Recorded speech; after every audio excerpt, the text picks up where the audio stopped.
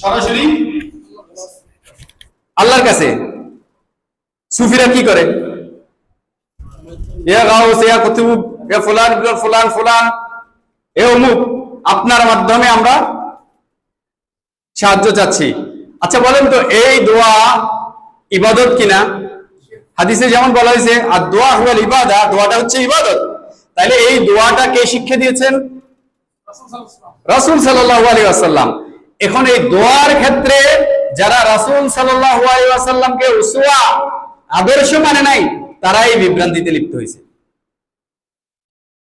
একজন মুসলমান যখন সে বলবে, দাবি করবে, জানতে চাইবে যে দোয়াটা রাসূল সাল্লাল্লাহু আলাইহি ওয়াসাল্লাম কিভাবে শিক্ষা দিয়েছেন, আমি ঠিক ওইভাবে দোয়া করব, তাহলে শিরক বিদআত থেকে স্পর্শ করতে পারবে না।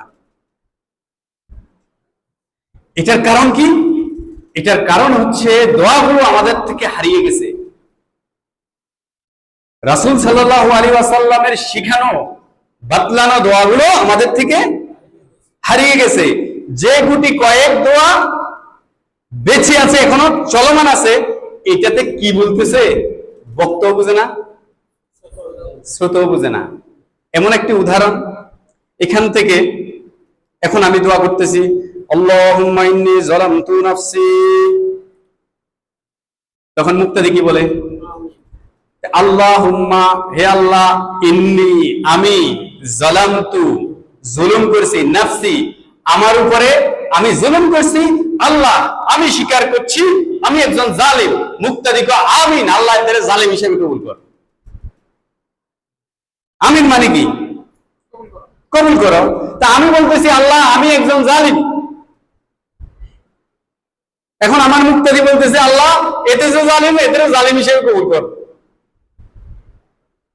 দোয়াগুলোর অবস্থা হয়ে গেছে এইরকম। আমাদের নামগুলোই হয়েছে এরকম। আপনাদের এলাকায় সাজ্জাদ হোসেন আছে কিনা? সাজ্জাদ হোসেনের মানে কি জানেন? হুসেনের সেজদাকারী। সাজ্জাদ হুসাইন, হোসেনের সেজদাকারী। আচ্ছা বলেন তো, এই নামটা ওই গ্রাম্য মানুষটি কোরআন হাদিসের জ্ঞান যার কাছে নাই, যে মাদ্রাসা মক্তবে পড়ে নাই, হয়তো বা বিশ্ববিদ্যালয় পড়ে নাই, আবেগে হয়তো বা বলে ফেলছে যে সাজ্জাদ হোসেন। যে মাওলানা, যে মুফতি সাহেব এটা মুনাজাত করছে, যদিও নাম রাখার ক্ষেত্রে মুনাজাতের কোন সংস্কৃতি ইসলামে নেই, কিন্তু আমাদের সংস্কৃতিতে এটা প্রচলন হয়েছে। শিরক না বেদাত না জায়েজ, এদিকে আমি যাচ্ছি না, কিন্তু চলমান আছে। তো লোকজনকে ডাকবে, মিলাদ পড়বে, দোয়া করবে সম্মিলিত, এরপরে জিলাপি টিলাপি বা মিষ্টি টিষ্টি কিছু একটা খাওয়াবে, বলবে যে অমুকের নাম এটা। আচ্ছা বলেন তো, এই লোক তো জানে নাই, এই মুফতি সাহেব কি এটা বুঝছে? কেন বুঝে না বলেন তো? এর তাওহীদের জ্ঞান নাই। হ্যাঁ, এই 20 বছর মাদ্রাসায় পড়ছে, এই ইফতা করছে, এই দাওরা হাদিসও করছে, কিন্তু তাওহীদের ন্যূনতম প্রাথমিক জ্ঞানটুকু তার নাই। যদি থাকতো সে বলতেছে না আলহামদুলিল্লাহ, এটা আবার কোন ধরনের নাম? সেজদাকার কার হবে? তুমি কি নাম নিয়ে আসছো হোসেনের সেজদাকারী? আনতা শিয়া, তুমি কি শিয়া? এটা সে বলে নাই। কানিস ফাতেমা, ফাতেমার বান্দি, কার বান্দি?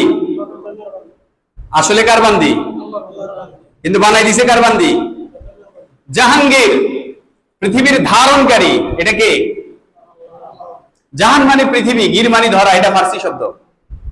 জাহান মানে সারা জাহান বলে না, জাহান মানে বিশ্বজগৎ, গির মানে ধরা। বিশ্বজগৎকে যিনি ধারণ করে আছেন তিনি কে? এটা কারে দিয়ে দিছে? আচ্ছা এই নামগুলো মুনাজাত কি কোনো পাদ্রী করছিল? কোন মন্দিরের ঠাকুর করছিল? হ্যাঁ, কে করছিল? হুজুররা, মাওলানা সাহেব, মুফতি সাহেব, অনেক বড় আলেম,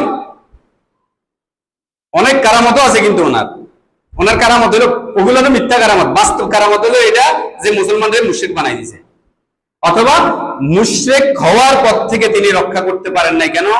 উনার এই তাওহীদের সুন্নাহর স্বচ্ছ এতটুকু জ্ঞান ছিল না। এই ব্যাপারে দেখবেন এখনো কথা বলে না, এই ব্যাপারে এখনো কথা বলে না। কেন? কিভাবে কথা বলবে? বড় হুজুর যে রাখছে, এখন লোকজন বলবে যে অমুক মাওলানা সাহেব অমুক কারি সাহেব কি তাহলে বুঝতো না, উমা মা মা মা মা কি বলতেছেন, তাহলে কি কোরআন সুন্নাহ বুঝতো না? এই ফাঁক, এই সত্য উদ্ঘাটন হয়ে যাবে। এই জন্য এখনো পর্যন্ত সত্য বলে না যে এই লোক সমাজ আমাদের আকাবিরেরা ভুল করছে। যারা গত হয়েছেন আল্লাহ তাদের ওজর কবুল করুন, তাদের অযোগ্যতাকে আল্লাহ ক্ষমা করেন। কোনো না কোনো ভাবে আল্লাহর রহমতের মাধ্যমে আল্লাহ তাদেরকে নাজাত দিয়ে দেন, মাগফিরাতের মাধ্যমে তাদেরকে ক্ষমা করে দেন। তবে জেনে রাখো এটা শিরক। এই জনগণ জেনে রাখো এটা বিদআত। বলে না কেন? এই নামটা কেন আনছি বলেন তো? এই নামটা কিসের মাধ্যমে রাখা হয়? দোয়া। দোয়া দোয়া ছাড়া কি নাম রাখে নাকি আমাদের সমাজে? হুজুরের ডাকি আনে না, মাই মুরব্বী আশপাশের এদেরকে ডাকি আনে না, হুজুরের সাথে দোয়া করে না। এই দোয়াতে শিরক। সাজ্জাদ হোসেন, কানিজ ফাতেমা, জাহাঙ্গীর, এইভাবে হাজার হাজার নাম আছে বাংলাদেশে।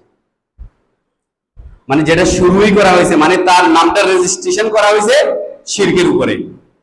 শুধু শিরক করে না এমন না, মাঝে মাঝে করবে এমন না, এই মরা পর্যন্ত এই শিরকি নাম নিয়ে বাঁচবে।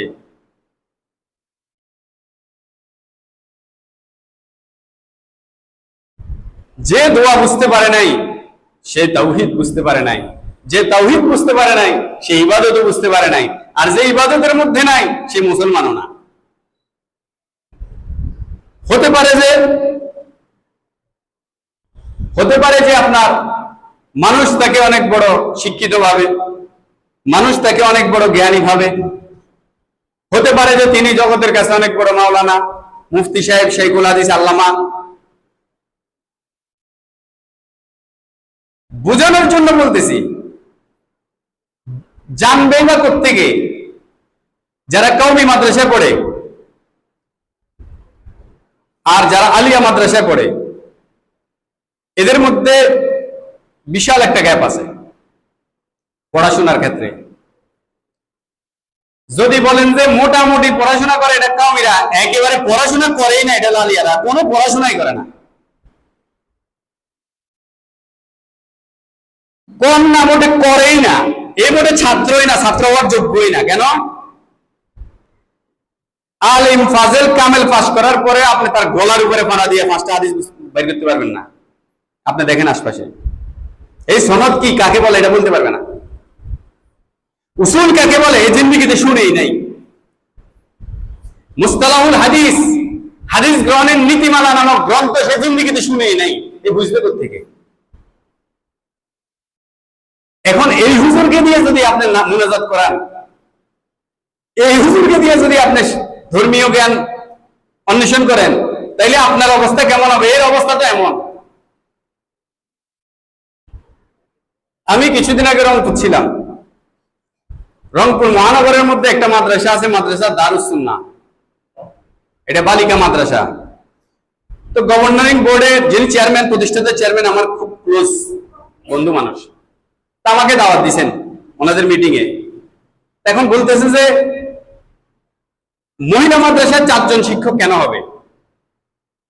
17 জন মহিলা শিক্ষক শিক্ষিকা আর 4 জন হলো পুরুষ শিক্ষক। মানে প্রধান গুলাই আকীদারটা পুরুষ, ফিকহেরটা পুরুষ, হাদিসেরটা পুরুষ, তাফসীরেরটা পুরুষ, মানে মেন সাবজেক্ট গুলাই পুরুষ।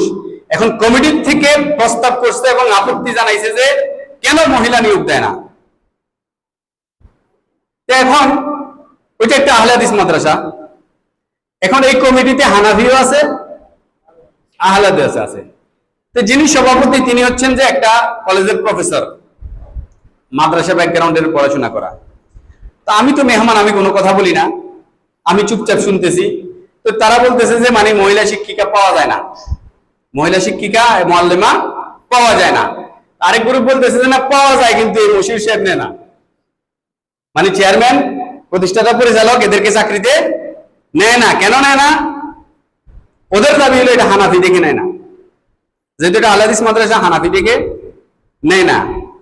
তো যিনি সভাপতি হলেন হানাফি, উনি গরমে গেলেন হানাফিরা কি পড়াশোনা করে না নাকি? মানে উনি মিটিং এর মধ্যে হানাফিরা কি পড়াশোনা করে না নাকি? এখানে সমঝোতা করে মিউচুয়ালিটির মাধ্যমে নিতে হবে, উভয় পক্ষ থেকে নিতে হবে। তো উনি বলতেছেন যে আমি আজীবন পড়াশোনা করছি আহলে হাদিস মাদ্রাসায়, গালিব স্যারের ছাত্র, তো আমি কি হানাফি হয়ে গেছে নাকি? তো এখানে যদি হানাফি মুআল্লামা যদি নিয়োগ দেয়, ছাত্রীরা সব হানাফি হয়ে যাবে, বিষয়টা তো এরকম না। আমাদের আত্মীয় স্বজন অনেকেই হানাফি মাদ্রাসায় পড়াশোনা করছে, আমরা তো এই আহলে হাদিস মাদ্রাসা, আমরা কেউ আহলে হাদিস হই নাই। তাহলে এটার উত্তরণের কি দিন নিতে হবে? তো দেখলাম যে ওনার এই কথার থেকে ওই কথার উপরে বেশি জোর দিতেছে যে এখানে ইচ্ছাকৃত নেয় না, হানাফিদেরকে ইচ্ছাকৃত নেয় না। তখন আমি আর চুপ থাকতে পারলাম, আমি বললাম যে জানলেই তো কিছু নিবে। বলে যে কি মানে আপনি কি বলতে চাচ্ছেন? তাই বললাম যে আমি এরকম বহু হানাফি স্টুডেন্টের সাথে কথাবার্তা হয়, দেখা সাক্ষাৎ হয়। আমি অনেককে জিজ্ঞেস করছি যে তুমি তো দাওরা পড়ছো, মুস্তালাহুল হাদিসের দুইটা কিতাবের নাম বলো তো, একে মুস্তালাহুল হাদিস কি?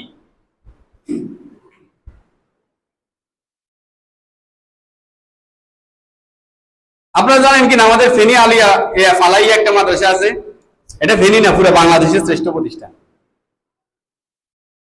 এখন কত নম্বরে, মানে গত 4-5 বছর আগ পর্যন্ত ফালাইয়া হলো বাংলাদেশের সবচেয়ে ভালো রেজাল্টের 1 নম্বর, রেজাল্টের দিকে বাংলাদেশে 1 নম্বর, ফেনী না শুধু।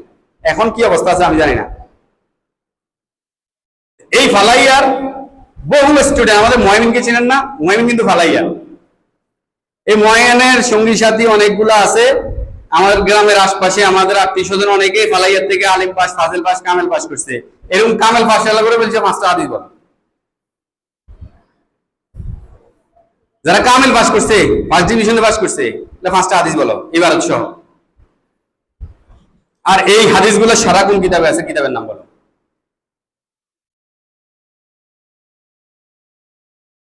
পড়াশোনার স্তর হইল এইটা। আমাদের দেশে একজন পীর আছে, আব্বাসী, ছিলেন তো সবাই। আব্বাসীর মাঝে মাঝে কথা বলে, অনেক সুন্দর সুন্দর কথা বলে, মাঝে মাঝে অনেক সুন্দর সুন্দর কথা বলে। তো তার একটা কথা আমার সবসময় স্মরণ থাকে, মানে বাস্তব ভিত্তিক একটা কথা বলছে। একজন আইসা আব্বাসীরে বলতেছে যে মিলাদ যে বেদাত, এই বেদাত নয় এটা, বা মিলাদ যে বেদাত, এটা আপনি কিভাবে খণ্ডন করবেন? তো বলছে যে, আব্বাসী বলতেছে যে কাঠমোল্লা বলছে মিলাদ করা বেদাত, ওর পড়াশোনার দূর কি? ও কি আর পড়াশোনা করছে? ওই মোল্লা আর কি পড়াশোনা করছে? কেমনে? আসো আমি তোমার একটু বুঝাই। আমাদের যে কুতুবি সিত্তা, মানে হাদিসের ক্ষেত্রে সর্বাধিক গ্রহণযোগ্য কিতাব হলো কুতুবি সিত্তা। আমাদের মাযহাবী ভাইরা বলে যে সিয়া সিত্তা, যদি এই কথাটা উসুলগত ভাবেও সাংঘর্ষিক কথা। সিয়া মানে বিশুদ্ধ।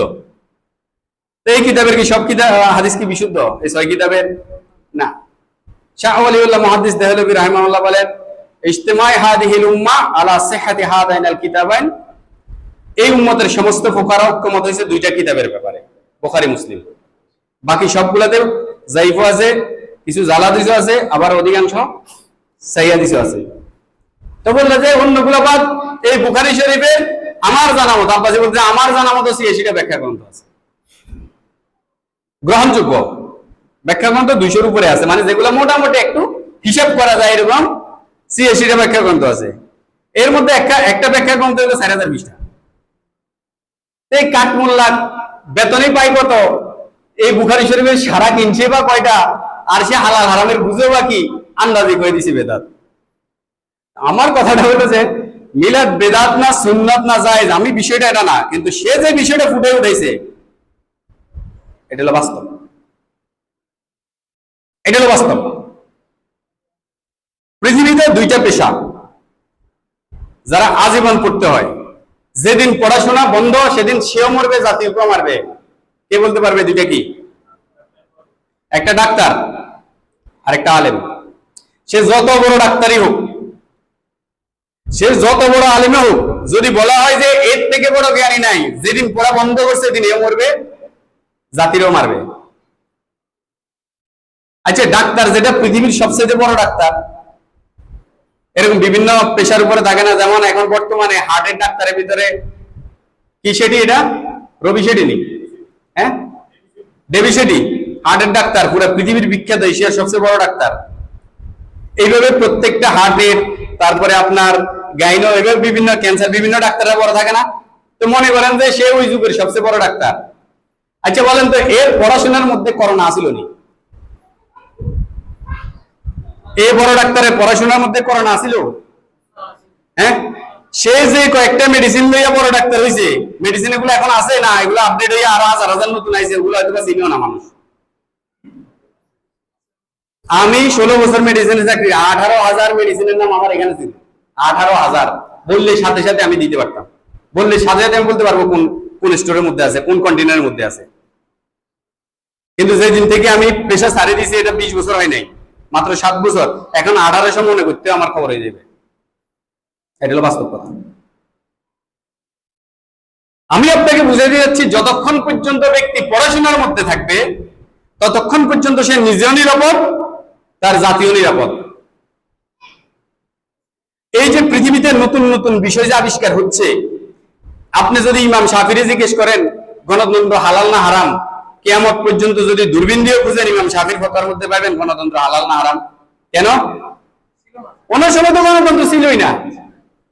এখন এই গণতন্ত্র হালাল না হারাম এই ব্যাপারে যারা গণতন্ত্র চোখে দেখে না, গণতন্ত্রের ব্যাপারে কিছু জানেই না, তাদের ফতোয়া পাবেন না, যাদের সময় তাদের থেকে পাবেন। তার মানে গণতন্ত্র নিয়ে পড়তে হবে, এটা হালাল না হারাম না কুফর, এইটা আমি বলতে আসিনি। আমি আপনারা বুঝাইতে যাচ্ছি যে যতক্ষণ পড়বে ততক্ষণ জানবে, যতক্ষণ জানবে ততক্ষণ বাঁচবে এবং বাঁচাবে।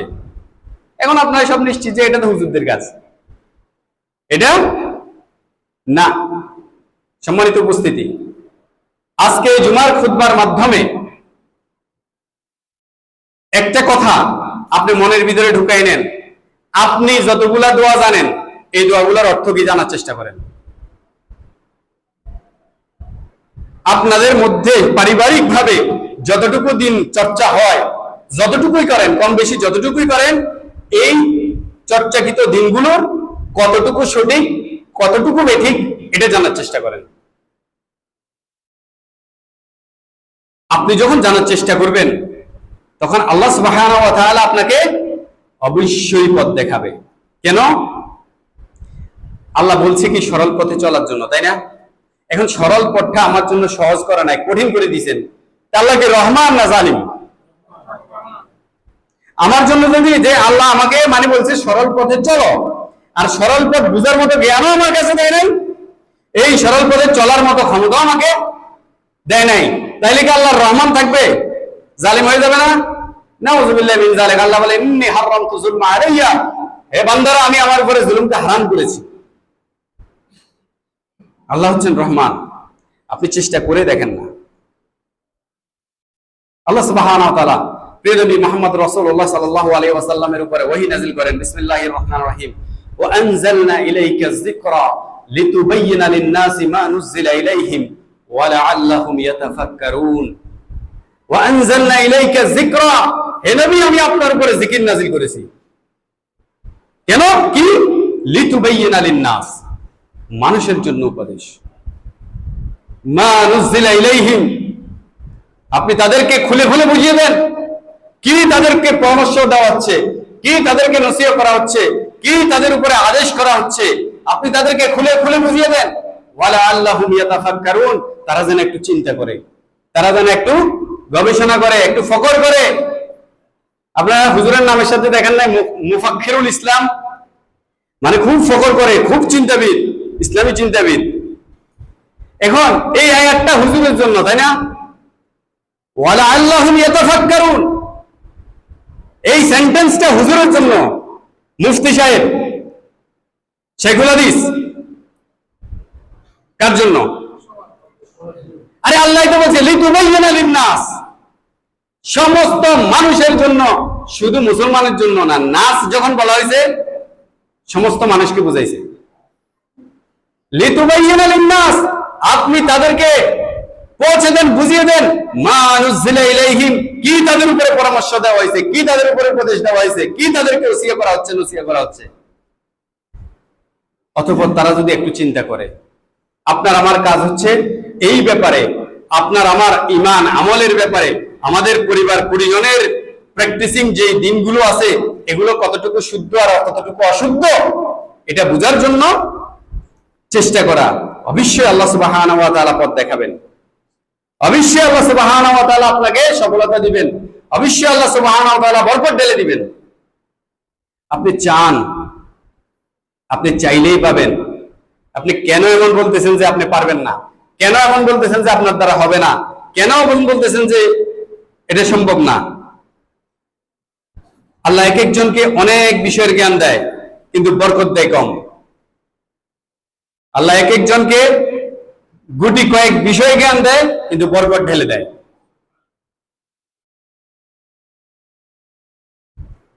আমি সৌদি আরবের থেকে যখন এক্সিটে চলে আসি, আমার এক কাজিনকে আমি ফোন দিই, উনি একটা প্রাইভেট প্রতিষ্ঠানের বড় কর্মকর্তা, যে আমি তো দেশে চলে আসতেছি, আমার জন্য চাকরির একটা ব্যবস্থা করা যাবে কিনা। তো বলে যে যাবে, তুই আয় আগে। তা বললেন যে আমার তো এরকম কোনো উচ্চতর ডিগ্রি নাই যে যেটা দিয়ে আমি চাকরি পাবো। তো বলে যে তুই এটা টেনশন করিস না। তা বললাম যে টেনশন তো করি না, কিন্তু বাস্তবতার বিপরীত। তখন উনি আমাকে বললেন যে তুই নজরুল থেকে কম পড়ছিস না বেশি পড়ছিস? কাজী নজরুল। তাহলে বেশি পড়ছি। তো বললে যে যিনি ঢাকা বিশ্ববিদ্যালয়ের ভাইস চ্যান্সেলর, ইনি নজরুল থেকে কম পড়ছে না বেশি পড়ছে? তো বললেন, আমি বললাম যে অবশ্যই বেশি পড়ছে। তো বলে যে ভাইস চ্যান্সেলরকে বলতো নজরুলের মতো 2টা লাইন লিখতে, নজরুলের মতো 2 লাইন লিখে দিতে বল। আল্লাহ নজরুলের একাডেমিক পড়াশোনা দিছিল কম, কিন্তু বরকত ঢেলে দিয়েছিলেন, তার জ্ঞানে বরকত ঢেলে দিয়েছিলেন। কিন্তু ওই বিশ্ববিদ্যালয়ের ভাইস চ্যান্সেলর অনেক বেশি পড়াশোনা করছেন, অনার্স মাস্টার্স একাধিক বিষয়ে মাস্টার্স করার পরে পিএইচডি, পৃথিবীর সর্বোচ্চ ডিগ্রি নিয়ে বসে আছেন, কিন্তু নজরুলের মতো 2 লাইনে লিখতে পারে না, 2টা কবিতা তো দূরে থাকে। আরে 2 লাইন কি বুঝবে? এর কবিতা বুঝিও না হয়তো। এরকম নজরুলের অনেক কবিতা আছে যে যারা কবিতা বিশেষজ্ঞ, কবিতার উপরে পড়ছে, এই যারা এটার অর্থ করতে পারবে না, আমরা তো দূরের কথা। তার মানে আপনার যোগ্যতার উপরে আল্লাহ আপনাকে বরকত ঢেলে দিবেন। আপনি চান না কেন? সমস্ত বনি আদম পাপাচারে লিখতে হবে না? কুল্লু বনি আদমিন খাত্তানা, সবাই পাপে লিপ্ত হবে না? আচ্ছা, এই পাপাচারে লিপ্ত হওয়া জাতিকে, পাপাচারে লিপ্ত হওয়া উম্মতকে নবী যখন জান্নাত চাইতে বলছেন, তখন কোন জান্নাত চাইতে বলছেন? আচ্ছা বলেন তো, জান্নাতুল ফিরদৌস পাওয়ার মতো যোগ্যতা আমাদের কারো আছে এখানে? হ্যাঁ, নবীরও ছিল না, আপনার আমার তো দূরে থাক। আপনার কাছে বিশ্বাস হয় না? নবী মুহাম্মদ সাল্লাল্লাহু আলাইহি ওয়াসাল্লামের আদব, আখলাক, ঈমান, আকীদা, আমল যথেষ্ট ছিল না জান্নাতে যাওয়ার জন্য? এটা শুনছেন কখনো? নবী মুহাম্মদ সাল্লাল্লাহু আলাইহি ওয়াসাল্লাম কি বললেন? আমি আল্লাহর কাছে আশা করি আল্লাহর রহমত আমাকে ঢেকে নেবেন, আর এই রহমত দিয়ে আমি জান্নাতে চলে যাব। আপনার আবার কিসের আমল, আমার আবার কিসের আমল? গণারে তো টাইম নেই, হিসেবেরও তো টাইম নেই। কিন্তু এই পাপাচারী জাতিকে যখন জান্নাত চাইতে বলা হয়েছে, দোয়া শিক্ষা দিচ্ছেন নবী কি? আল্লাহুম্মা ইন্নী আসআলুকাল জান্নাতাল ফিরদাউস। জান্নাতের সর্বোচ্চটা কি যোগ্যতা বলে, কি আমলের বলে, কোন আকীদার উপরে ভিত্তি করে জান্নাত চাইতে বলা হয়েছে? কেন? হুয়া রহমান, তিনি দয়াময়, তিনি দয়াময়।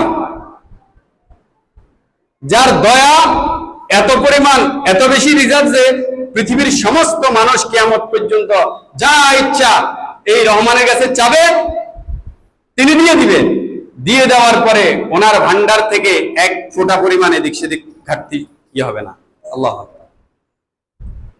যে মহাসাগরের মধ্যে একটা সুই ডুবাইলে সুই উঠানোর পরে সুইয়ের মাথায় যতটুকু পানি কমছে, এতটুকু পরিমাণ ঘাটতি দেখা দিবে না ওনার ধনভান্ডার থেকে, ওনার নিয়ামতের ভান্ডার থেকে। আপনি যদি বলেন যে আল্লাহ আমি এরকম 10টা পৃথিবীর মালিক হয়ে যেতে চাই, যদি এটা কেউ চায় না, যদি চানো, মনে করেন যে আল্লাহ দিয়ে দিছে এরকম প্রত্যেক মানুষকে। আপনারা জানেন যিনি সবচেয়ে কম জান্নাত পাবে তার এরিয়া কতটুকু? 10টা পৃথিবীর সমান, যেটা একবারে সবচেয়ে ছোট জান্নাতটা পাবে। মানে এটা শুধু আবেগী কথা না, এটা বাস্তবতা আছে, যদিও পৃথিবীতে এটার বাস্তবতা নেই। আপনি যখন বলবেন যে হুজুর কি করে, আপনি যখন বলবেন যে অমুক কি করে, আপনি যখন বলবেন যে তমুক কি করে, ফাকাদ্দাল্লাহ, আপনি শেষ, আপনি শেষ, আপনি আর উঠতে পারবেন না। কেন? আপনার চোখ এখন অন্যের উপরে পড়ে গেছে, নিজের দেহটাকে সরে গেছে, অতএব আপনি আপনার দেহের প্রতি অযত্ন দেখা দিছে আপনার। পৃথিবীর সবাই জাহান্নামে চলে যাক, আমার কি? পৃথিবীর কেউ জান্নাত চায় না, আমার কি? পৃথিবীর সবাই জান্নাত পাইছে, আমি যদি নাউজুবিল্লাহ মিন যালিক আমি যদি জান্নাত না পাই, তাহলে আমার সফলতা কোথায়? এই বাংলাদেশে 18 কোটি মানুষের মধ্যে কিয়ামতের দিন সাব্যস্ত হইল যে আমি একজন মুমিনদার, আমি তাওহীদ সুন্নাহর উপরে প্রতিষ্ঠিত, আমার জন্য জান্নাত চূড়ান্ত হয়েছে। বাকি 17 কোটি সব জাহান্নামে, আমার কোনো ক্ষতি আছে? আর যদি বাকি 17 কোটি সবাইকে আল্লাহ জান্নাত দিয়ে দেয়, আমার জন্য জান্নাতের পথ সুসাব্যস্ত হয় নাই, আমি দাঁড়াই আছি একা। আচ্ছা বলেন তো, এই 17 কোটি জান্নাতে যাওয়াতে আমার কোনো উপকার আছে? এখন আপনি আমি আমার দায়িত্ব কোথায় বুঝতে পারছেন? আল্লাহ সুবহানাহু ওয়া তাআলা পবিত্র কোরআনে এই ব্যাপারে আমাদেরকে নসিহত করে বলছেন, ইয়া আইয়ুহাল্লাযিনা আমানু কু আনফুসাকুম ওয়া আহলিকুম নারা, হে ঈমানদার, আমার জাহান্নামের আগুন থেকে তুমি প্রথমে তোমাকে বাঁচাও, ওয়া আহলিকুম নারা, অথবা তোমার পরিবার পরিজনকে বাঁচাও। এখন আপনি তো মসজিদে চলে আসছেন, আপনি মসজিদে চলে আসছেন, আপনার যুবক ছেলেটা কোথায়? আল্লাহ দুইটা কথা বলছেন, কু আনফুসাকুম, তুমি বাঁচো, তা আপনি বাঁচার জন্য চলে আসছেন, ওয়া আহলিকুম নারা, তোমার পরিবারকে বাঁচাও। ওই যে নামাজ ফরজ হয়েছিল, ওই ছেলেটা, ওই মেয়েটা, ওইটা কোথায়? আল্লাহ সুবহানাহু ওয়া তাআলা পবিত্র কোরআনের অন্যত্র বলেন, আফাতুমিনুনা কিতাবাল্লাহি ওয়া তাকফুরুনা বিল বা'দ, তোমরা কি কোরআনের কিছু অংশ মানবা, কিছু অংশ ছেড়ে দিবা, গায়েব করে দিবা? এটা কি গায়েব করা হয় নাই, ছেড়ে দেওয়া হয় নাই? আপনি তো আনফুসাকুম প্রথম অংশটা মানলেন, ওয়া আহলিকুম কই? এই কথাই বলছেন, আফাতুমিনুনা কিতাবাল্লাহি ওয়া তাকফুরুনা বিল বা'দ, কিছু অংশ ছাড়লে, কিছু অংশ মানলে আপনার এটা মানা হবে না। আপনার অধীনস্থ ভাই কই, যাকে আপনি পড়ার খরচ দেন, যাকে আপনি খাওয়ান পড়ান, আপনি বিদেশে থাকেন, আপনার টাকায় পুরো সংসার চলে না, এরা সবাই আপনার অধীনস্থ। মানে যারা 3 বেলা আপনার পেট আপনার থেকে খায়, এরা সব আপনার অনুগত, আপনি তাদের আমির, এদের উপরে আপনার হুকুমত চলবে। এদের জাহান্নাম যদি চূড়ান্ত হয়ে যায়, আপনিও জাহান্নামে যাবেন। হ্যাঁ, যদি দায়িত্ব পালনে যদি কোনো ঘাটতি না দেখা দেয়, তবে আপনি বেঁচে যাবেন। আপনি বলছেন বলছেন, প্রেসারাইজ করছেন, মারছেন, বকা দিচ্ছেন, আলাদা করছেন, অনেকভাবে চেষ্টা করছেন, এরপরে হয় নাই, আপনার দায়িত্ব আপনি যথাযথভাবে পালন করছেন, ওকে, তাহলে বাঁচার পথ আছে। কিন্তু আপনি বলছেন যে শুনে না, কি শুনে না, বলি তো শুনে না। আপনার আইলের মধ্যে যখন, পাশের আইলের যখন একটা কোদাল পড়ছে, আপনার ক্ষমতা কাকে বলে এখন দেখেন। এই জমিন আপনার কবরে যাবে না, এই জমিনের কারণে হয়তোবা আপনি কিয়ামতের দিন প্রশ্নবিদ্ধ হবেন না, কিন্তু যেই কারণে আপনাকে চুল পরিমাণ লুটতে দেওয়া হবে না আপনার ওই সন্তান, আপনার ওই ভাই, আপনার ওই বোন, আপনার অধীনস্থ আপনার পরিবারের পরিজনদের দায়িত্বের ব্যাপারে আপনাকে চুল পরিমাণ ছুটতে দেওয়া হবে না। আপনি সেখানে আপনার ক্ষমতা দেখাইতে পারলেন না। আপনি বললেন যে বাবা আমার তো বয়স হয়ে গেছে, আমি তো বলি ছেলেকে নামাজের কথা, মেয়েকে পর্দার কথা শুনি, এখন তো আর শুনে না। যখন শোনানোর কথা তখন তো আপনি শোনান নাই।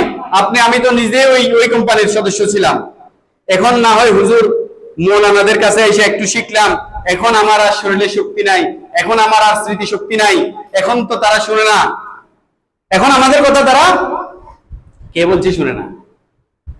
শুনবে মানে কি, প্রতিদিন যতবার আব্বা ডাকে না, এর থেকে 10 গুণ বেশি আব্বা ডাকবে। আপনি বলবেন আমার জমি দিব না, গেট আউট, আমার জমি দিব না, কোন বেনামাজি সন্তানের জন্য আমার সম্পদ বরাদ্দ নেই। 3 সন্তান আছে, 3 সন্তানের নামে লিখে দিব, বেনামাজিরে দিব না। কেন? কোন মুসলমান কোন কাফের সম্পদ পায় না, কোন কাফের কোন মুসলমানের সম্পদ পায় না, বুঝেন নাই? একজন হিন্দু মুসলমান হয়েছে, তার বাবা যদি পৃথিবীর সর্বশ্রেষ্ঠ পয়সাওয়ালা মানে বিল গেটস, মুকেশ আম্বানি, সে 1 টাকাও পাবে না, নেওয়া জায়েজ নাই। কেন? সে এখন মুসলমান। কোন মুসলমান কোন কাফের সম্পদের ভাগীদার হকদার হয় না। আর কোন কাফের কোন মুসলমানের সম্পদের হকদার হবে না। বুঝেন নাই? আপনার ছেলে নামাজ না পড়ার কারণে সে কাফের মুশরিক, সে আপনার সম্পদ পাবে না। আপনি ফোর্স করে দেখেন না যে মেয়ে তোমাকে যদি আর 3 দিন যদি দেখি যে আমি বোরকা ছাড়া তুমি বেহায়া ভাবে চলতেছ, আমার সম্পদ কিন্তু পাবা না, আমি ওসিয়ত করে যাচ্ছি, আমি লিখে দিব অন্যান্য সন্তানদের, তোমার নাম কেটে দিব, দিব না তোমাকে। আপনি বলে দেখেন, আপনি বলে দেখেন যে তুমি যদি নামাজ না পড়ো, বাবা যাও আলাদা আলাদা জমি কিনে আলাদা বাড়ি করো, যাও, আমার বাড়িতে থাকতে পারবে না। এই ক্ষমতা আছে কিনা নাই? আপনার এই ক্ষমতা আছে কিনা নাই? আপনি কি অ্যাপ্লাই করছেন? হ্যাঁ, কার জন্য সম্পদ জমা করছেন? সন্তানের জন্য সম্পদ রেখে যেতে হবে, এই মর্মে আপনার কাছে দলিল কি? সন্তানের জন্য সম্পদ জমা করে রেখে যেতে হবে, এই মর্মে কোন আয়াত আপনার জানা আছে? কোন হাদিস জানা আছে? আপনি কেন করতেছেন এগুলা? আপনার সম্পদ আছে, আপনি সেগুলোকে অনিষ্ট করবেন না, নষ্ট করবেন না। আপনার মরার পরে তারা মালিক হবে, এই মর্মে দলিল আছে। আপনি না খাইয়া না পইরা কেউরে না দিয়া অন্যের হক মারিয়া আপনি সম্পদ জমা করলেন। সম্পদ জমা করে কার জন্য? কারা তারা? এরা কারা? এ হলো ওই সন্তান যে এখনো জানেই না যে জানাজার নামাজ কেমনে পড়ে। এ হলো ওই সন্তান যে জানে না যে আপনি মরার পরে আপনার কবরে যাইয়া হাত কি এভাবে করে দোয়া করে না এইভাবে করে দোয়া করে, হাত উঠে দেওয়া হয় না হাত নামান অবস্থায় দোয়া করে, দোয়ার মধ্যে কি কোরআন পড়তে পারে না দোয়ার মধ্যে দোয়া পড়তে হয় এখনো জানে না। আপনি তার জন্য সম্পদ জমা করতেছেন, তার উপর তাকে সম্পদ গুলা দিচ্ছেন। কোন মসজিদে দেন নাই, কোন মাদ্রাসা দেন নাই, দাওয়াতি কাজে দেন নাই। দাওয়াতি কাজের বেলায় গেলে আপনি পকেটের ভিতরে হাত দিয়ে খালি 10 টাকা নোটটা খুঁজেন, আপনি নিজেও খান না। অধিকাংশ মুরব্বীরা এক একটা যে সেন্টু গেঞ্জি আছে না 10টা পুষ্টে করে ফুটা আছে, এত খাটাস হয়ে গেছে এগুলা। রূপ অভিষ আছে না, এরা রূপ অভিষেক গেছে, এত বকিল হয়েছে যে সে চাইলে প্রতিদিন একটা নতুন পড়তে পারে, কিন্তু 4টা তালি হওয়ার পরে সেটা ফালায় না। আল বখিল লা ইয়াদখুলুল জান্নাহ, বখিল কৃপণরা জান্নাতে যাবে না। আপনাকে বলে নাই যে প্রতিদিন একটা কিনে আবার ফালাই দেন, নষ্ট করেন।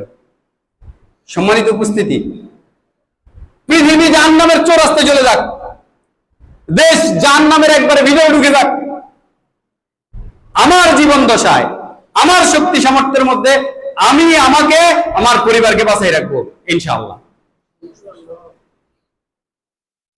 এই বন্যা থেকে আপনি কিছু শিখেন নাই? এই বন্যা থেকে কিছু শিখেন নাই? আচ্ছা, বন্যার সময় যখন পানিতে যখন সবাই ভাসতেছে তখন কি কেউ পরিবার পরিজন ফালাইয়া অন্যজনকে বাঁচাইতে গেছে? দেখছেন কেউ কে যে নিজের পোলা বাঁচতেছে সে আরেকজনের পোলার পিছনে দৌড়াইতেছে? এটা আপনি সব জায়গায় বাঁচেন না, ভাবেন না কেন? এটা দিনের ক্ষেত্রে ভাবেন না কেন? কুয়া আনফুসাকুম ওয়া আহলিকুম নারা, এটা আপনি বুঝেন নাই?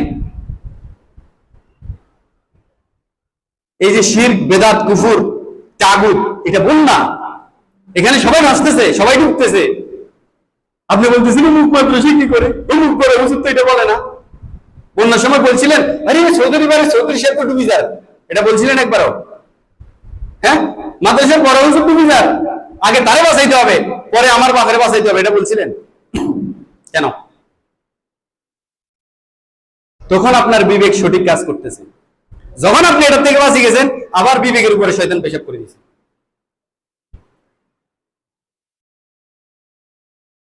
সম্মানিত উপস্থিতি, আমরা দেখেছি স্মরণকালের সবচেয়ে ভয়াবহ বন্যা। প্রথম তীরটা হলো যে ইন্ডিয়া, এটা বোখাস কথা, ইন্ডিয়া এটার জন্য দায়ী না। দ্বিতীয় হলো সরকার কেমনে বাঁধ নির্মাণ করছে, ভাঙি গেছে, ভাঙছে না, বাঁধগুলো ভাঙিয়ে দিয়ে ঢুকছে না। 3 নম্বর দায়ীকে নিজে, আর এটা হলো প্রথম দায়ী, এটা হলো সবচেয়ে বড় দায়ী। এটা হলো যে মানে এটা এটা এটা যদি থাকতো এরকম বন্যা সাহিত্য হলে বন্যা হইতো না। আচ্ছা বলেন তো, এই পানিগুলো 5 দিনের মধ্যে সূর্যের আলোতে বাষ্প হয়ে গেছে, হ্যাঁ ফেরেশতারা আসমানের সাথে ডিপ, ওই যে হাইড্রোলিক ডিপ ডিপ কলনি বলে, দমকল, এগুলা বসাই আসমানে নিয়ে গেছে, নেই নাই? তো ইন্ডিয়া যেভাবে ছাড়ছে না, তো পরে দিয়ে আবার বেলসা একটা বাংলাদেশের নিচে দিয়ে ঢুকে দিয়ে আবার করে নিয়ে আবার ইন্ডিয়ার ভিতরে পানি নিয়ে গেছে। পানি গেছে কই? তখন গেল না কেন?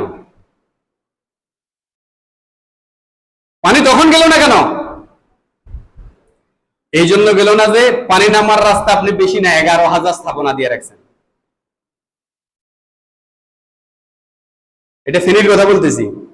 ফেনীতে যতগুলো পানি নামার রাস্তা আছে এখানে বেশি না মাত্র 11,000, বেশি না 11,000 স্থাপনা আছে। প্রত্যেকেই ভূমিদস্যু, প্রত্যেকেই সম্পদ লুণ্ঠনকারী সরকারের। খালের পাশে যতজনের বাড়ি আছে প্রত্যেকেই খাল দখলকারী। এই বন্যাতে যত মানুষ ক্ষতিগ্রস্ত হয়েছে এদের প্রত্যেকের হিসাব দেওয়া পর্যন্ত এই ব্যক্তিকে জররা পরিমাণ নড়তে দেওয়া হবে না যে খালের মধ্যে ময়লা ফেলাইছে, যে চুলার ছাইগুলো খালের মধ্যে ফেলাইছে, উঠানের আঙ্গিনার ময়লা আবর্জনা সব নিয়ে কিয়ামতের দিন জররা পরিমাণ এই 17 কোটি মানুষের হিসাব দেওয়া ছাড়া নড়তে পারবে না। হাজি সাহেব যে হোক, আমার সম্পদ লুটলুট করছেন, আমার জবাব দিতে হবে। এই খালের মালিক কে? কত জনগণ? দেশে যতজন জনগণ আছে খালের মালিক। এই খালে বন্যা হওয়ার কারণে, পানি জমাট বাঁধার কারণে যত মানুষ ক্ষতিগ্রস্ত হয়েছে আপনি তৈরি থাকেন। মোদির কথা আপনারা জিজ্ঞেসই করবে না, ইউনূস সাহেবের কথা আপনারা জিজ্ঞেসই করবে না, আগের গুলার না এগুলার নাম নিলাম না, একবারও জিজ্ঞেস করবে না, তাদেরকে তাদের কর্ম জিজ্ঞেস করবে। আপনি বলতেছেন যে আমি আর কতটুকু করছি, সবাই তো এটা এতটুকু করছে। এই মনে করেন যে এটা এটা এটা খাল, এটা খাল, এই মানুষ দখল করতে করতে পুরাইতে পুরাইতে ময়লা আবর্জনা পুরাইতে পুরাইতে এইটা আছে শুধু, বুঝছেন কিনা? এখন যেটা 2 ঘন্টায় পানি নামবে এটা এখন 2 দিনে নামে, বুঝছেন? আপনার সর্বশেষ শেষ সময়টা আর কি, শেষ টুকরিটা আমি এখানে ফেলাই দিয়েছেন আর বন্ধ হয়ে গেছে। এরা যতটুকু দায়ী, এরা যতটুকু দায়ী কেন? এদের অপরাধের কারণে এখনো মানুষ মরে নাই। মানুষ মরার উপক্রম হয়েছে, মানুষ মরে নাই। আপনি হইলেন ওই লিকেজটা তারের, যেখান দিয়ে হাত লাগার সাথে সাথে যেটা লাগছে এটা আপনার জায়গা, আপনি মাপি দেখেন, আপনার জমি আপনি মাপি দেখেন। আপনি যদি কিয়ামতের দিন এই জবাব দিতে না চান, যতটুকু পুড়েছেন ততটুকু আবার কাটা দেন, এখানে ওয়াল তুলেন। এটা আপনার বাবার সম্পদ না, এটা আপনার বাপ দাদার 14 গোষ্ঠী রেখে দেওয়া সম্পদ না যে আপনি এখানে খালের মধ্যে ময়লা ফেলাইছেন। আপনার টাকা আছে পকেটের, আপনি এই টাকা দিয়ে পেপসি খাবেন, খান, স্বাস্থ্যের জন্য ক্ষতিকর, আপনি আপনার ব্যাপার, আপনার স্বাস্থ্যের জন্য আপনি দায়িত্বশীল। আপনি এটা রাস্তায় ফেলাইলেন কেন? আমাদের সমাজে নাম যেটা, কাজ হলো পুরো উল্টা। নাম যেটা, আমাদের সমাজে বলা হয় যে সবচেয়ে ভালো মানুষ হলো গরিব, আসমানের নিচে জমিনের উপরে সবচেয়ে নিকৃষ্ট হলো গরিব। এত অসভ্য, এত ইতর, এত নিমহারাম আল্লাহর জমিনে আর কোনো বান্দা নাই এদের মতো।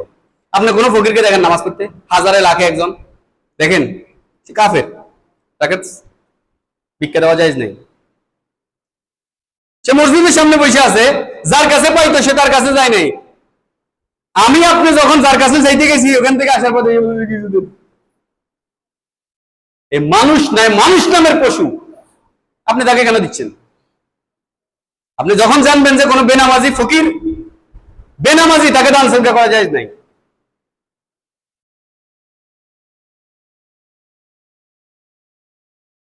বাংলাদেশের সবচেয়ে বড় দুর্নীতিগ্রস্ত সরকারি দপ্তরগুলোর মধ্যে একটা হলো এলজিএডি।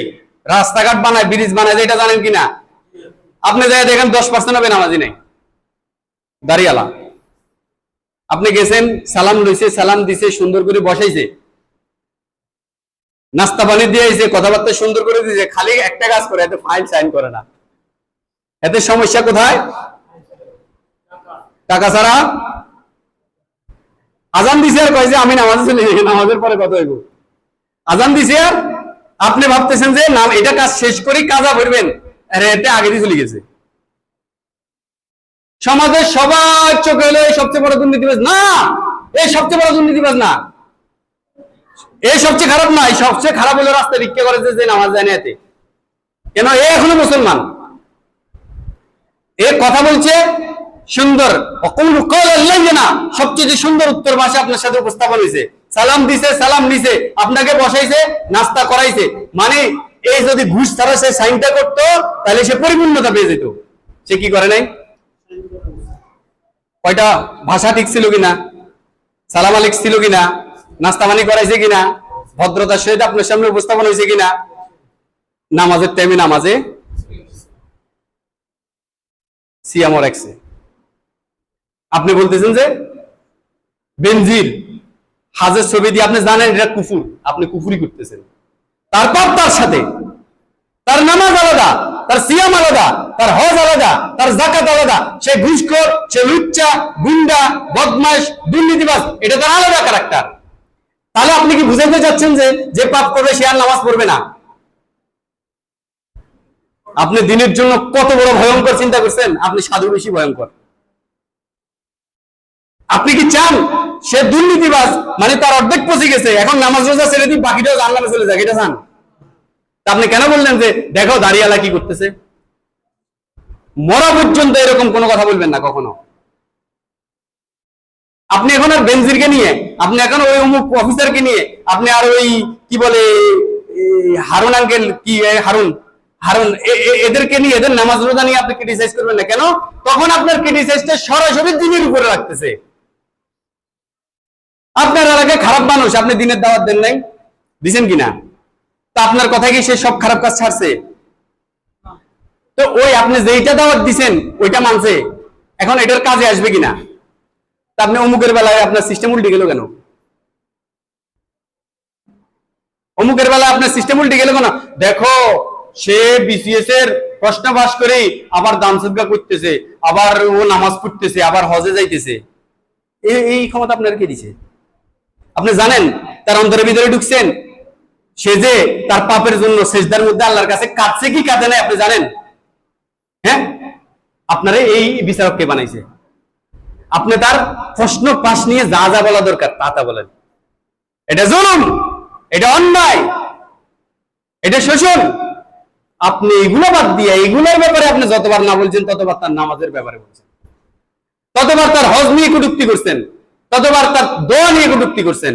আপনি মনে করতেছেন যে আপনি হলেন ভালো মানুষ, উনি হলেন হারুন, আপনি আরো বড় হারুন। কেন? এই হারুনের জীবনে দেখবেন যে হয়তোবা সরাসরি সে নামাজ নিয়ে কটূক্তি করে নাই, আপনি করে বসছেন।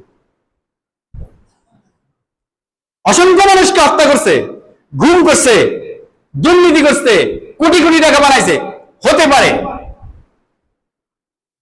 কিন্তু কেউ হজে গেছে আর এই হাজে নিয়ে ক্রিটিসাইজ করছে, আপনি হয়তো তার চরিত্রের মধ্যে পাবেন না, আপনি ভদ্রলোকের চরিত্রের মধ্যে এটা ঢুকে পড়ছে। আপনি জ্ঞানী যে বুদ্ধিজীবী যে, এই জন্য তার অপকর্ম তার দুনিয়া শেষ করে দিছে। হতে পারে আপনার এই অহেতুক সমালোচনা আপনার দুনিয়া এবং আখিরাত দুইটা ধ্বংস করে দিবে। আপনি যখন একটা আঙ্গুল অমুকের দিকে এইভাবে দেখাবেন, এই চারটা আঙ্গুল আপনার দিকে, আপনি এটা ভাবেন না কেন? একটা দেওয়ার সাথে সাথে চারটা কোন দিকে চলে আসছে? একটু হিসাব নিকেশ করে বলেন বাবা, একটু হিসাব নিকেশ করে বলেন। জুলুম জুলুম করে চিল্লানোওয়ালা হাজী সাহেবরা মেয়ের হক দিছিলেন, বোনের হক দিছেন এখানে।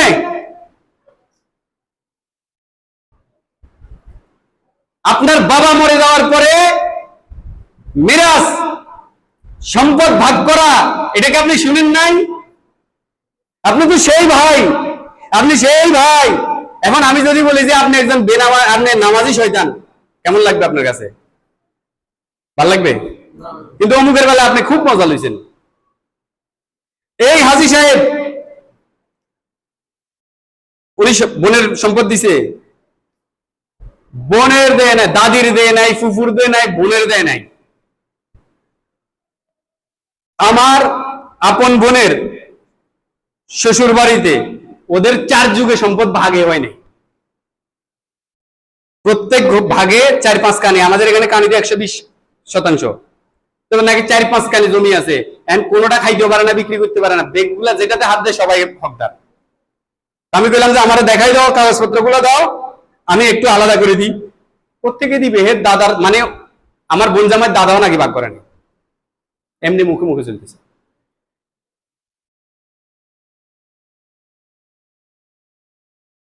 এই ভালো মানুষরা, এগুলো ভালো মানুষ। এই বন্যার জন্য এই বন্যাগ্রস্ত লোকেরা দায়ী। আপনার ভাই যখন ঘরটা বানাইয়া বারান্দা যখন খালের ভিতরে দিছিল, একটা কথা বলেন নাই, একটা কথা বলেন নাই। এই তুমি কি করতেছো? এটা সরকারি জায়গা, এটা জনগণের জায়গা, এটা খাল পানি নামার সংকুচিত হয়ে যাবে বলছিলেন, বাধা দিছিলেন। মান রা মুনকারান ফালিয়ুগাইয়ির বিয়াদিহি, যখন কোন অন্যায় দেখবে হাত দ্বারা প্রতিহত করা করছিলেন। তবে লিসানিহি, মুখ দ্বারা বিরোধিতা করছিলেন।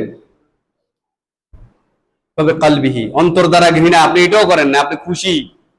খাল যাদের সাথে আছে না, এরা খুশি, খুশিতে বাকুম বাকুম। কেন?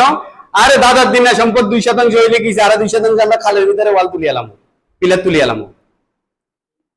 মাঝখানে যারা ছিল তাদের 3% ঘর দিলে পাকঘরের জায়গা নাই, আমাদের সেগুলা কোনো সমস্যা। আমরা একবারে ঘরটা আমগো জায়গার ভিতরে দিয়ে বাথরুমটা একবারে খালের মধ্যে দিয়ে দিব। হাজী সাহেব, এই হাজী সাহেবরে যদি বলে যে হাজী সাহেব আপনি কাজ জায়গা বাথরুম দিচ্ছেন, হাজী সাহেব বলে যে আমার হাউস আলাদা, বাথরুম আলাদা, তুমি এইভাবে কেন বলতেছো? আপনি যে হাঁটি হাঁটি সারাদিন মানুষের নামে এটা করছেন, অমুক দাঁড়িয়ালা এটা করছে, তমুক হাজী এমন করছে, তমুক আমলদার এটা করছে, কেন বলছেন আপনি? তার খারাপ কর্মের সমালোচনা করেন আপনি। সম্মানিত উপস্থিতি, খাল দখল করা যাবে না। আপনি যদি হিসাবের থেকে বাঁচতে চান, দায়বদ্ধতা থেকে মুক্তি পেতে যান, আজকে বাড়িতে যাবেন, দেখবেন আপনার বাড়ির পিছনে খাল যে আছে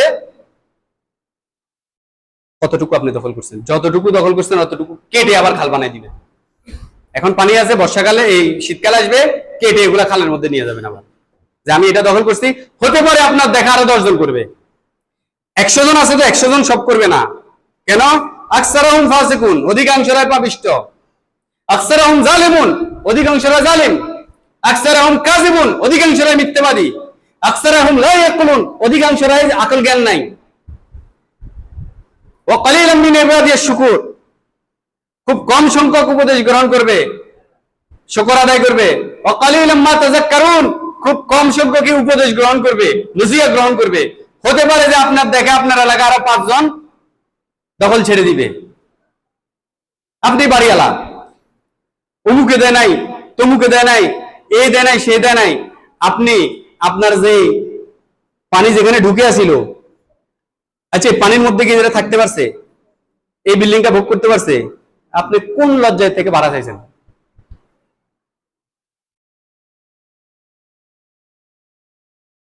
এ তো ডুবে গেছে, পানির মধ্যে ডুবে গেছে, এই পানির মধ্যে আর থাকতে পারে না, আপনার বাসাটা আর ব্যবহার করতে পারে নাই। এখন যদি আপনি ভাড়া নিতে হয়, আগে আমাকে এটা শুকনা দিতে হবে। এই বিল্ডিং এর ভালো মন্দ নিরাপত্তার দায়িত্ব কার? বাড়িওয়ালার কিনা? যেই বাড়িওয়ালা পানি ঢুকতে বন্ধ করতে পারে না, এই বাড়িওয়ালার উপরে জায়েজ নাই ভাড়া নেওয়া।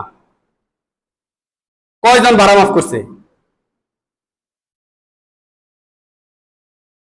পৃথিবীর কোনো সাহায্যের প্রয়োজন নাই, পৃথিবীর কোনো সাহায্যের।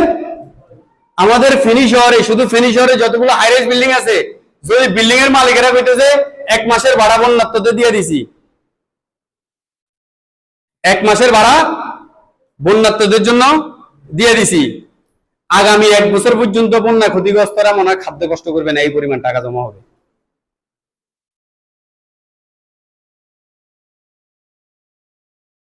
স্বভাব পরিবর্তন করতে হবে।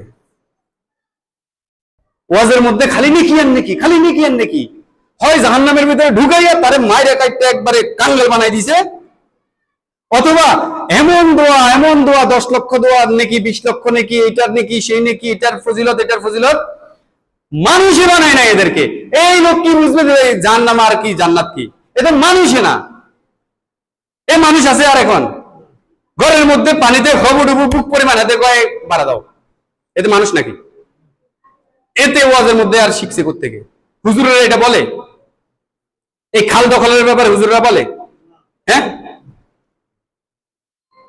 আপনি যে বাড়িটা করলেন 7 লাখ টাকা, এই 7 কোটি টাকা দিয়ে খরচ করে বাড়ি করলেন, 5 তালা করলেন, 3 তালা করলেন, আপনার কি তোর? আপনি এতই নির্লজ্জ, এতই বেহায়া, আপনি এখান থেকে সামনে রাস্তা পর্যন্ত 10 ফিট পাকা করতে পারেন নাই।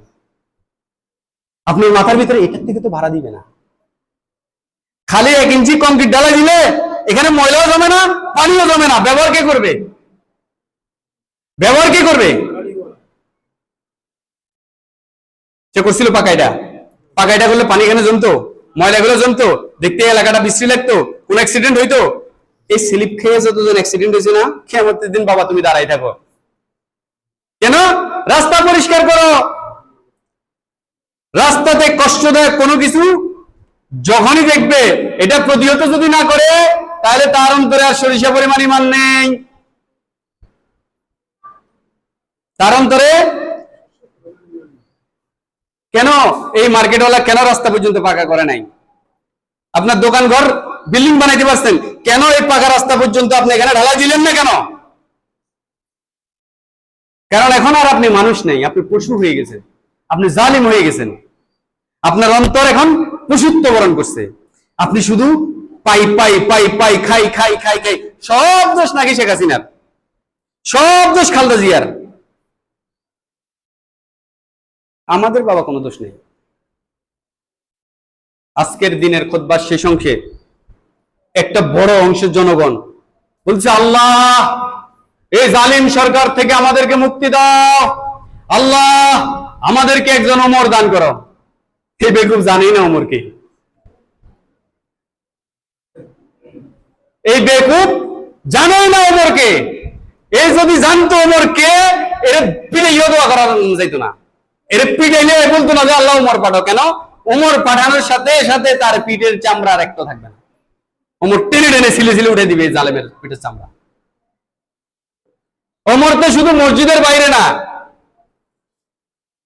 ওমরের শাসন হচ্ছে যে সেই শাসন যে মসজিদের তলোয়ার নিয়ে ঘুরে কাতারে কাতারে এইভাবে করি, কোনখান থেকে ফাঁক আছে। তুমি চিনো ওমরকে? আন্দাজি না জেনে আল্লাহ ওমর দিয়া দাও। ওমরকে কোন আল্লাহর ওলি হত্যা করছে?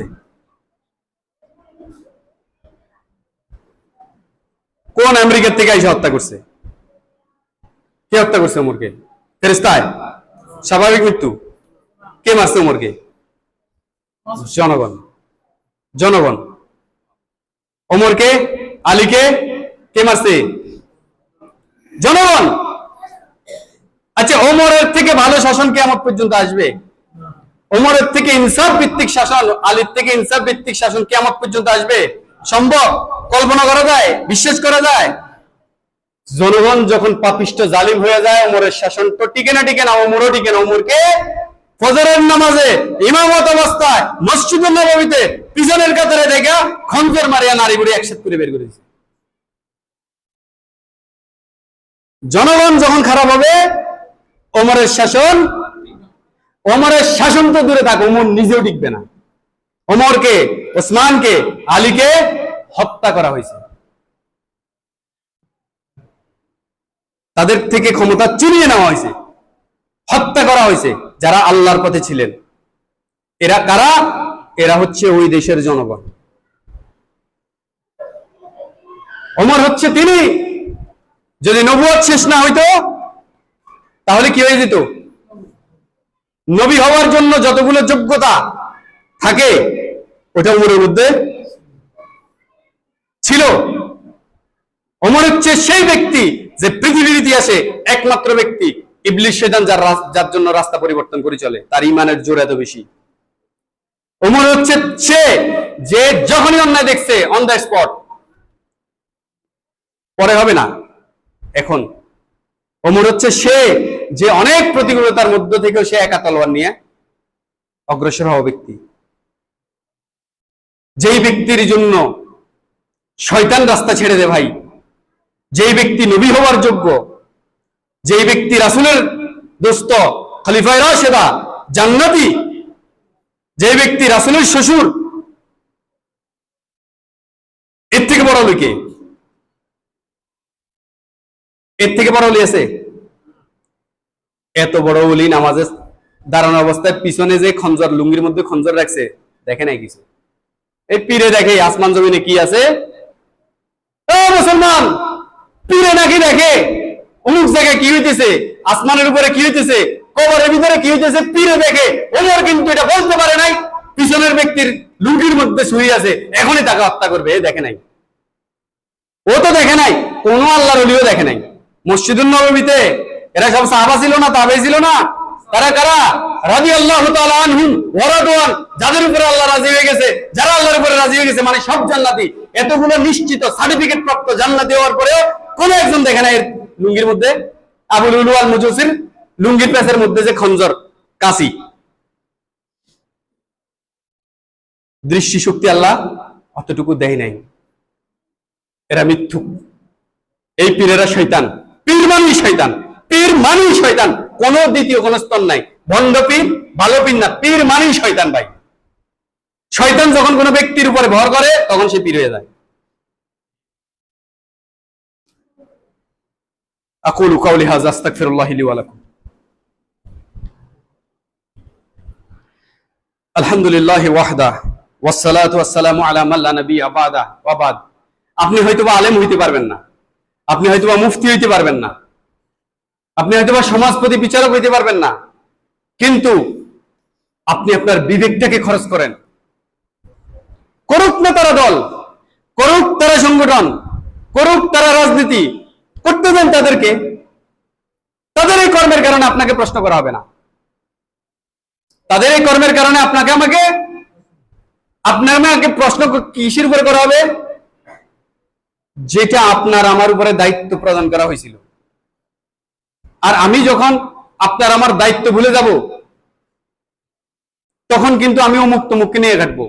আমি যে খাল দখল করছিলাম, এটা যদি আমার মাথার ভিতরে থাকতো, আমি কখনো ইন্ডিয়া ইন্ডিয়া বলে চিল্লাইতাম না। কেন? ইন্ডিয়া যেমন দোষী, আপনিও সেম। এক জালিম কি আরেক জালিমকে বলতে পারে ওই জালিম? এক জালিম, এক খুনি আরেক খুনিকে বলতে পারে ওই খুনি ভাই কেমন আছো বলে? এখন আপনি আপনার জুলুমটাকে জায়েজ মনে করে দিয়েছেন, তার মানে আপনি আকবর জালিম। ও তো জালিম জেনে শুনে জুলুম করছে, আপনি এই জুলুমকে, এই অন্যায়কে জায়েজ মনে করে করতেছেন, আপনি তার থেকে ডবল জালিম।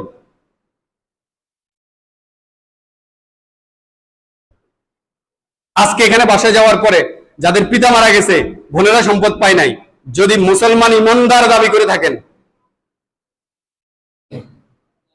অভাব আছে, প্রয়োজন, বোনকে বলেন। তবে বোন যদি দুস্থ হয়, গরিব হয়, এমন ভাবে বলিয়েন না যে বোন আপনাকে দিয়ে চলে যায়। আমাদের ভাইরা কি করে? এমন ভাবে কান্নাকাটি করে, এমন ভাবে বোনদেরকে ম্যানেজ করে যে বোনেরা এখন মনে করে বাবারে আমি যদি এখন ভাইয়ের মনে কষ্ট দিই, সম্পদটা নেই, তাইলে কি আমার পোলা পাইনরে আর কোনোদিন নানার বাড়ির আদর দিবে না।